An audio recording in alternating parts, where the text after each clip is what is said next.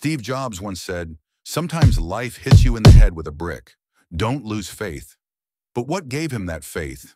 Beneath his words lies an ancient secret, one that turns suffering into strength, a secret echoed by sages across centuries, from Zen monks to Chinese philosophers. Let's explore this hidden path. Before awakening, we are often pushed and pulled by the world around us. But after awakening, we can transform the world through the power of our own mind. In recent years, we've seen many entrepreneurs speak about pain and suffering as necessary steps for growth. One successful business leader even told university students that doses of suffering are required for success. But interestingly, other equally successful entrepreneurs say the opposite. Suffering or happiness is something you can choose, and that it's entirely possible to build a thriving business while staying joyful. It seems that some of them have been touched by the wisdom of the East. As an old saying goes, the confused are ordinary people, the awakened are extraordinary. This doesn't mean we look down on those who endure pain. They have their own strength and dedication. But we also want to highlight that many joyful entrepreneurs are succeeding in ways that align deeply with ancient wisdom. Zen Buddhism, for instance, has long taught that if one realizes the true nature of the mind, its emptiness and clarity, then, before awakening, you are turned by circumstances. After awakening, you turn circumstances around. Even in objectively painful situations, with practice and inner mastery, one can regain a state of calm joy or enter the flow state, restoring creativity and strength. Steve Jobs, in his famous 2005 Stanford commencement speech, shared the phrase, "Stay hungry, stay foolish." On the surface, it encourages young people to stay curious and keep chasing dreams. But at a deeper level, it resonates with Zen teachings about emptiness, beginner's mind, and the wisdom of not knowing. To put it simply, letting go of the clever, ego-driven self and returning to the open, spacious mind of not knowing. Jobs himself practiced Zen meditation under the guidance of Kobunshino Otogawa, a disciple of the Japanese Zen master Shunryu Suzuki. So when he said, "Sometimes life hits you in the head with a brick, don't lose faith," it wasn't just motivational talk.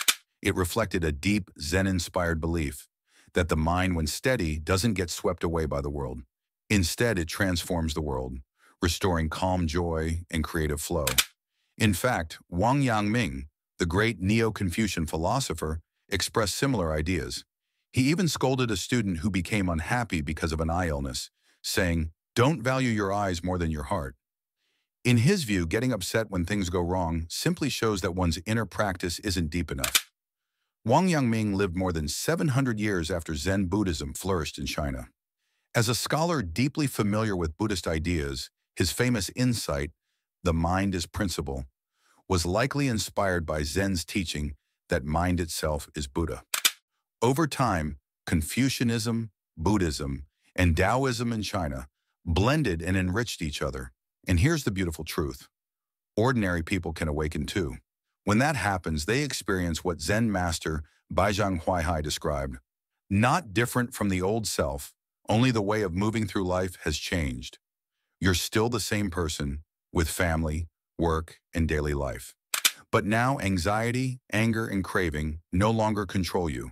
You respond with clarity and freedom. The path to awakening has two practical tools: mindful meditation and sudden insight, what the Japanese call Satori. And when you walk this path, even when life hits you with a brick, you don't lose faith. Instead, you find calm joy, resilience, and the power to turn circumstances around.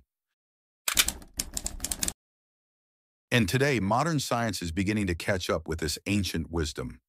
In 2012, the Harvard Gazette reported a groundbreaking study showing how mindfulness meditation physically reshapes the brain. Using functional MRI scans, researchers found that before meditation training, participants showed heightened activity in the amygdala, the brain's emotional center, when reacting to emotionally charged images. But after just 8 weeks of mindfulness practice, their amygdala response dropped significantly, even when they weren't actively meditating. This tells us that meditation doesn't just bring a temporary sense of calm. It actually rewires the brain, building lasting emotional resilience.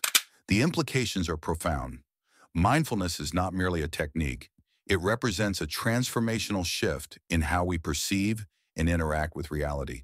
And beyond the science, meditation has, for thousands of years, served as a gateway to deeper understanding, an ancient path to grasping the true nature of existence.